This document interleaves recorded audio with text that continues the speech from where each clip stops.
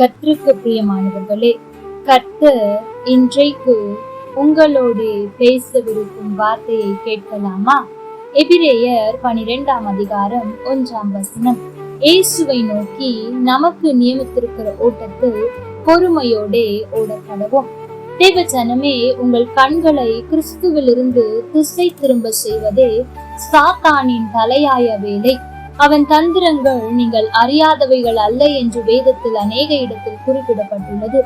ஏவாளின் கண்களை திசை திருப்பி மறுக்கப்பட்ட கனியை பார்வைக்கு இனிமையாக காட்டி வீழ்ச்சியுற செய்தான். தேவனை பின்பற்றுவதை விட்டுவிட்டு மோசேயின் மேல் குற்றம் கண்டுபிடிக்கும்படி மிரியாமின் உள்ளத்தை திசை திருப்பி சாபத்தை வாங்கி தந்தான். தாவீதின் நடையை போர்க்களத்திலிருந்து திசை திருப்பி மாடியில் உலாவ செய்து தன் வலையில் தள்ளிவிட்டான். பராக்கிரமம் செய்ய வேண்டிய சிம்சோனை எளிதாய் திசை திருப்பி தெலீலாவின் மடியில் விழ செய்தான். ஐயோ, இன்று அநேக தேவ மக்களின் கண்கள் விசுவாசத்தோடு தேவனை பார்க்காமல் திசை திரும்பி வெளிநாட்டை பார்த்து கொண்டிருக்கிறதே.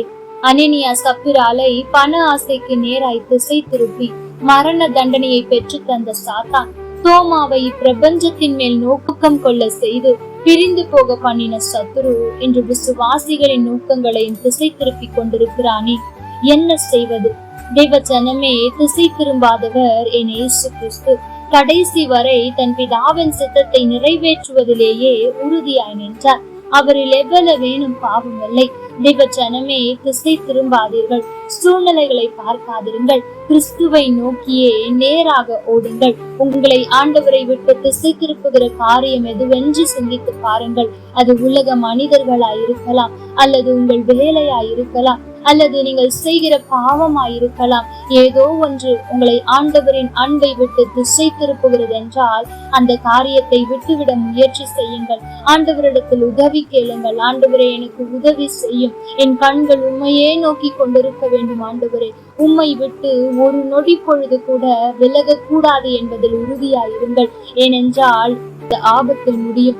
புரிந்து கொள்ளும் வகையில் சொல்ல வேண்டும் என்றால், இரவில் வேகமாக நெடுஞ்சாலையில் ஒருவர் காரை ஓட்டிக்கொண்டு போகிறார் என்று வைத்துக் கொள்ளுவோம். இரவு நேரம் அவரோடு பேசுவதற்கு ஆள் இல்லாத காரணத்தினால் பக்கத்தில் கண்ணமைக்கும் ஒரு நொடி நேரத்தில் எத்தனையோ மரணங்கள் நடந்திருக்கிறது.